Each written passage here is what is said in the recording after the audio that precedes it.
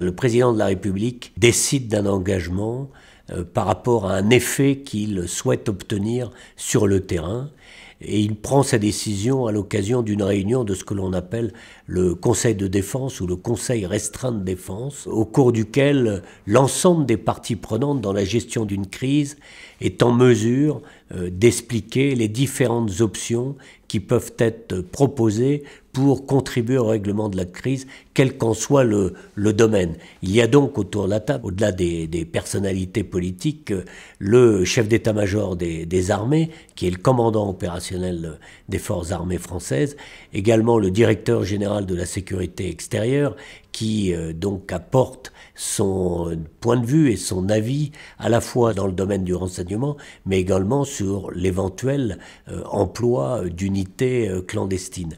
Enfin, c'est également d'autres services qui sont autour de la table et qui peuvent apporter leur expertise dans le domaine. Le but étant de permettre au président de la République d'avoir l'ensemble des éléments d'information susceptibles de lui permettre de prendre une décision en toute conscience, puis d'évaluer les risques. Et c'est là où le chef d'état-major des armées peut lui proposer, dans le cadre des options, l'emploi de telle ou telle unité, et en particulier l'emploi des opérations spéciales. Les opérations spéciales étant décidées au niveau stratégique et pouvant être une plus-value indéniable par rapport, encore une fois, à l'objectif à atteindre.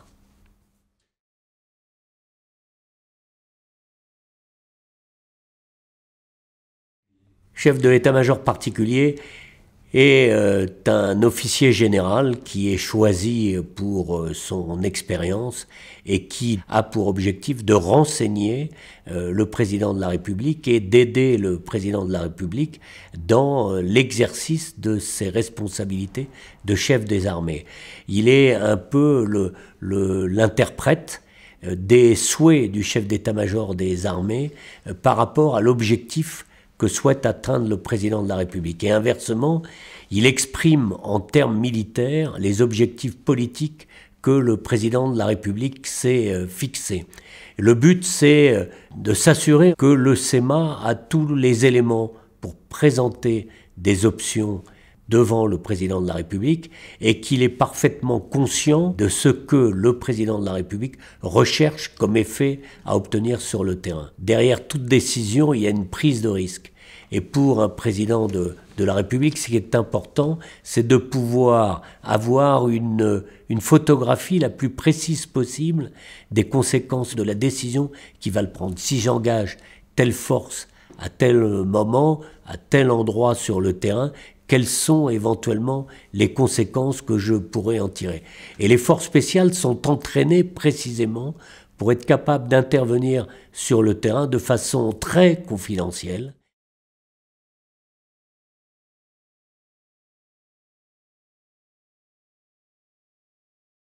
Notre système est assez exceptionnel et même unique. Le chef d'état-major des armées, lorsqu'il se présente devant le président de la République pour lui présenter une option d'engagement des forces, il est celui qui ensuite, une fois que la décision sera prise, sera responsable de son application. C'est dire que le président de la République constate qu'en face de lui, la personne qui lui présente l'option sera celle qui sera responsable de sa mise en œuvre. Donc sa responsabilité est directement engagée. Le chef de l'état-major particulier, il est là pour s'assurer avec le chef d'état-major des armées que celui-ci a pris la pleine mesure des paramètres de la prise de décision, des soucis du président de la République, de l'objectif qu'il souhaite atteindre, pour éliminer des options qui seraient soit disproportionnées, soit pas adaptées à l'effet à obtenir. Ensuite, pour pouvoir permettre au président de la République de mesurer en toute franchise, en toute transparence, les risques et donc les conséquences de l'acte qu'il va décider, les pertes humaines, les dégâts matériels, les conséquences, y compris dans la perception par notre population ou par les armées de l'action qui est conduite. Ce travail de va-et-vient, il est permanent entre le chef d'état-major des armées et le chef de l'état-major particulier. Là encore, chacun étant à sa place.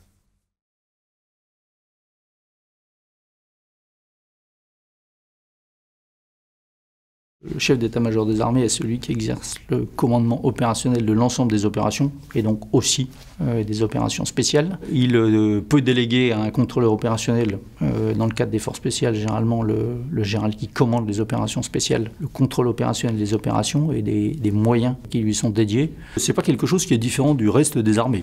En fait, le processus décisionnel pour engager les éléments du COS est le même. C'est tout d'abord une bonne évaluation de la situation, une recherche précise de l'effet recherché sur le terrain, une phase de planification, ensuite une phase de conduite des opérations et probablement une acuité particulière sur l'évolution de la situation pour être capable d'adapter la mission qui est donnée aux forces spéciales alors que l'environnement évolue bien évidemment assez rapidement.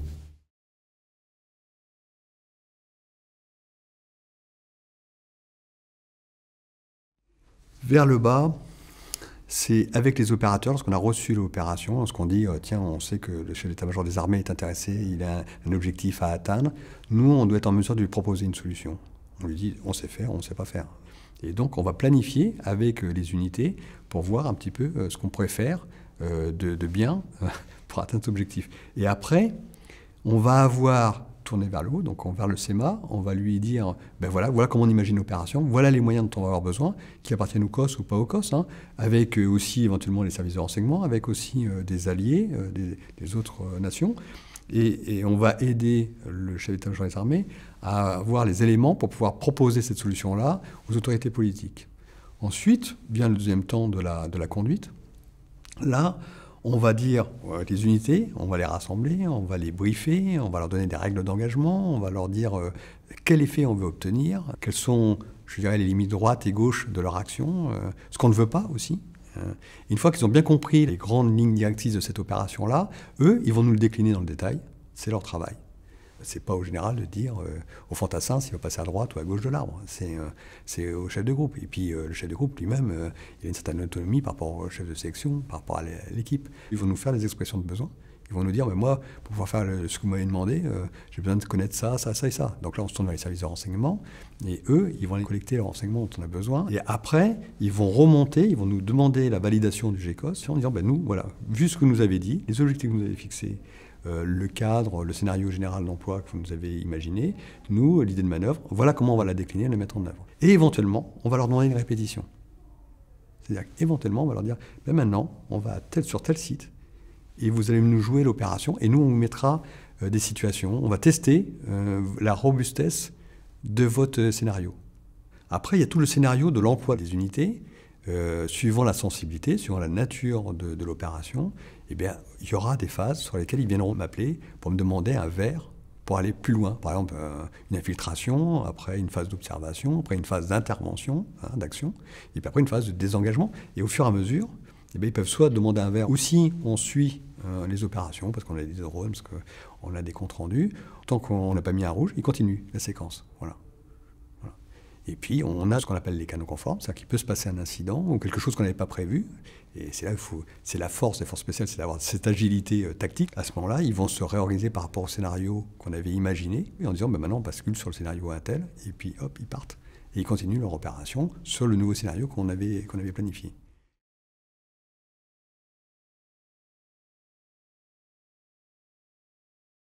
Alors, une opération, elle se définit par rapport à l'objectif, et non pas par rapport à ce que j'ai dans ma boîte à outils. Je regarde d'abord l'objectif. Qu'est-ce que le CEMA, qu'est-ce que l'autorité politique souhaite obtenir? C'est quoi? C'est du renseignement, c'est de l'action, c'est détruire un ennemi, c'est protéger, c'est libérer. C'est dans quel théâtre? C'est pas la même chose au Levant, en Afrique, en Asie, en Europe, sur les frontières européennes. Qu'est-ce que vous voulez vraiment faire? C'est quoi le cadre en général dans lequel on va travailler? Déjà, bien connaître le milieu, bien l'apprécier, pour non pas vouloir mettre un schéma qu'on sait faire. Moi, de toute façon, j'ai toujours fait de telle manière, donc ça sera comme ça et pas autrement. Non, là, on va à la catastrophe. Le force spécial, lui, il s'adapte. Il a beaucoup d'empathie, une adaptabilité, une agilité, une plasticité qui fait qu'il va s'adapter à son environnement. Voilà. Donc, le premier temps du GECOS, c'est avec son état-major, parce que c'est un travail d'équipe, avec aussi le CPCO, avec le chef opération de l'EMA. On va regarder ensemble, c'est quoi le besoin? Qu'est-ce qu'on va chercher? On nous demande tel type d'opération. OK. Bon, maintenant, pour faire cette opération-là, pour avoir cette information, ou pour pouvoir avoir cet effet, De quoi j'ai besoin? Et alors, nous, c'est toujours small is beautiful. Moins il y a de monde, plus c'est simple, plus c'est efficace. Les plans tordus, avec ça vient de droite, de gauche, d'en haut, d'en bas, on va y mettre je ne sais pas combien de personnes, on va prendre la garantie de la garantie. Non, il y a un moment, moins il y a de monde, moins il y a de moyens, plus ça va être souple et facile à manœuvrer. Et à la limite, si c'est pas nous et qu'on peut prendre quelqu'un d'autre pour le faire, c'est peut-être aussi une façon de résoudre un problème. On prend celui qui est le plus efficace. Et une fois qu'on regarde, est-ce qu'on l'a, nous, dans notre catalogue, dans nos unités, ou on ne l'a pas?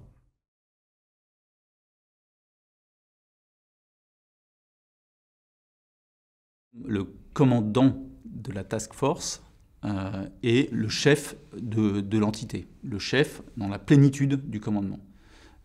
Une task force, c'est environ 60, pour ce qui est de Sabre, 60 unités, un tiers n'étant pas issu du monde des forces spéciales. Son mandat, issu du général commandant les opérations spéciales, est d'appliquer sur le terrain, de commander tactiquement les opérations dans le but, en l'occurrence, de lutte contre le terrorisme qui lui est fixé.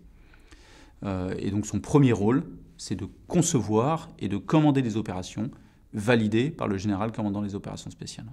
Ce rôle repose pour beaucoup en fait, sur un travail de recherche, de mise en perspective, de construction du renseignement qui va lui permettre d'identifier les cibles terroristes qui sont les nôtres pour après pouvoir aller les neutraliser, c'est-à-dire au mieux les arrêter et les détruire si jamais nous n'avons pas d'autre choix que celui-ci.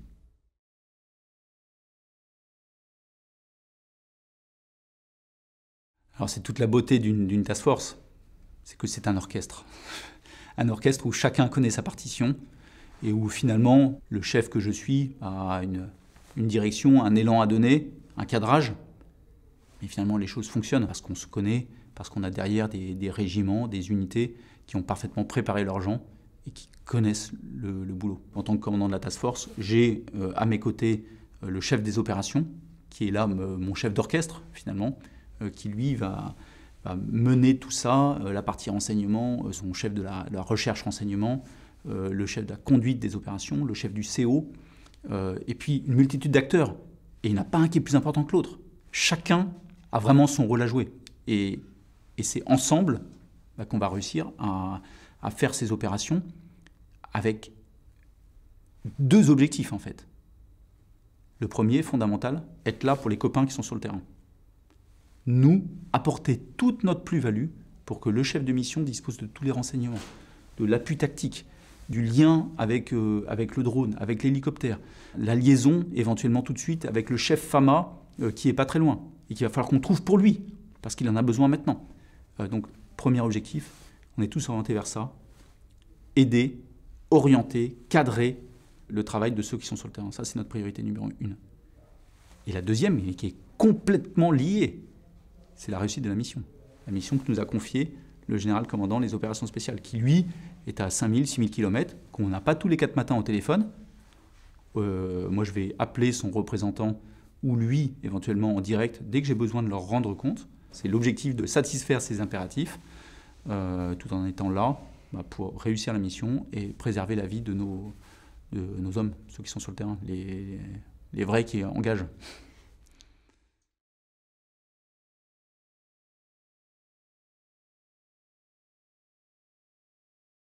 En opération, c'est de créer, concevoir, exécuter des manœuvres tactiques, quels que soient les moyens. Donc ça va être utiliser plusieurs groupes ou des vecteurs aériens. Être chef de mission, c'est responsable de A à Z de la mission, bien entendu sous un commandement d'une task force qui elle, va nous donner cette mission et la suivre pendant l'exécution.